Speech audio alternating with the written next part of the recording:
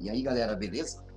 Então resolvi fazer esse vídeo, né, para mostrar a estratégia na prática e a gente está diante de um cenário praticamente favorável, né? Deixa eu botar aqui na tela.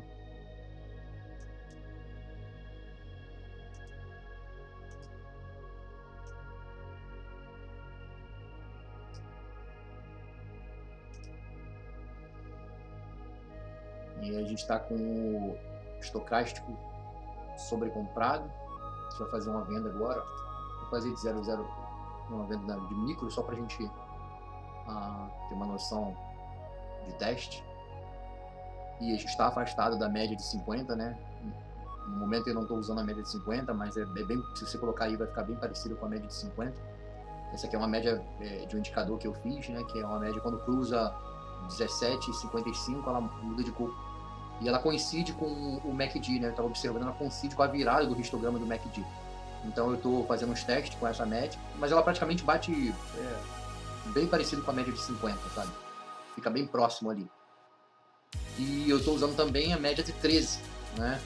Porque a gente está fazendo uma operação contra a tendência, né? O mercado vinha caindo, um topo de fundo descendente, e aí ele quebrou a estrutura, fez um fundo, e agora veio para alta, né? Fez uma vela ali, aquela vela famosa para stop, né? Pegou o stop em cima, pegou embaixo, e a estratégia ela se resume, é bem simples, né? A gente está vendo um histograma quase que virando para venda, né? Quando a média começa a passar por cima do histograma lá, a média vermelha, né? O MACD está em 12, 26 e 9, né? Nas configurações, o estocástico está com 6, 3, 3, né? Geralmente eu uso o RSI também para concluir. Geralmente no celular eu boto os dois, né? RSI e o estocástico na mesma janela, então quando casam em cima os dois, aí eu entro para venda quando está afastado da de 50, né? Acima, e para compra quando a média de 50 está afastada e o estocástico RSI está lá embaixo, abaixo de 20, geralmente 10 por ali, por essa região. Então nós fizemos uma venda agora, né? Como eu estava dizendo, eu acrescentei a média de 13, geralmente contra a tendência eu faço uma parcial na média, mas quando que a gente entrou com micro lote, então praticamente eu vou colocar minha saída na média 13, né? Até porque eu prefiro que seja para ser um trade mais rápido, para mostrar na prática como seria a entrada. Se ele for contra a minha entrada, né, eu faço geralmente uma segunda entrada com grid, né, não uso stop. Meu stop é o gerenciamento de risco, tipo 2% da banca.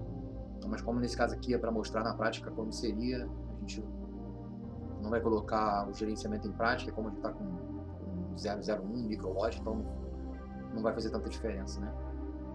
Então eu colocaria mais uma venda no topo, né? Ali pelo estopim ali, para fazer um preço médio. Até porque a gente, como está bem afastado da média de 50, provavelmente ele vai atrair, funciona como um imã. Então, por mais que a tendência que ela vá contra, né, a minha operação, eu ainda tenho a opção de fazer um grid ao invés de colocar o stop. Isso fica a critério do gerenciamento de risco, né, que muitas pessoas usam um gerenciamento diferente. Então, tem casos e casos.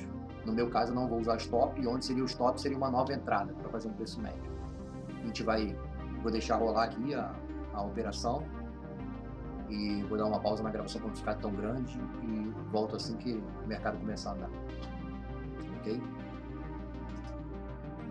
E aí, galera, deu uma acelerada aqui o movimento, né?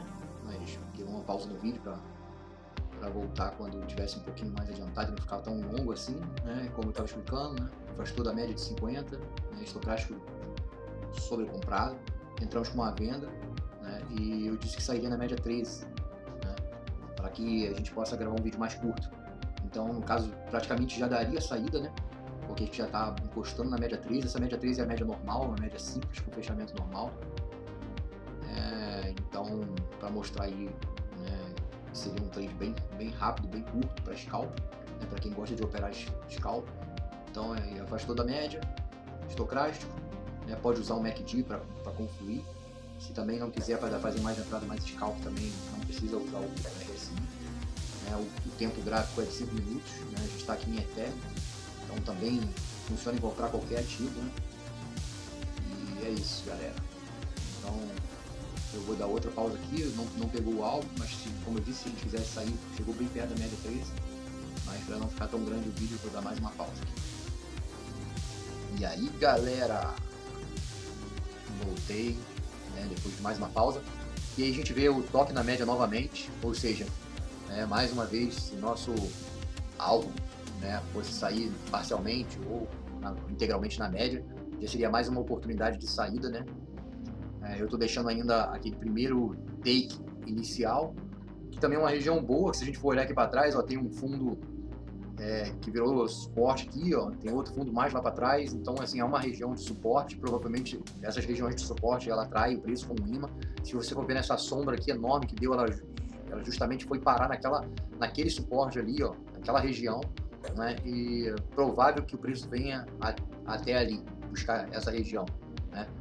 Mas para que não fique tão longo o vídeo, né, como prometido, saída na média, mais um toque, terceiro toque aí, ó, consecutivo, né? Já tinha tocado uma vez e agora tocou por 2 vezes. Então, tá aí a estratégia para quem tem dificuldade, estava com dificuldade. É isso. Tamo junto e aguarde o próximo conteúdo, né? Mais um vídeo do canal Richard Trader, né? Se você puder dar aquela força, deixa seu like, deixa seu comentário.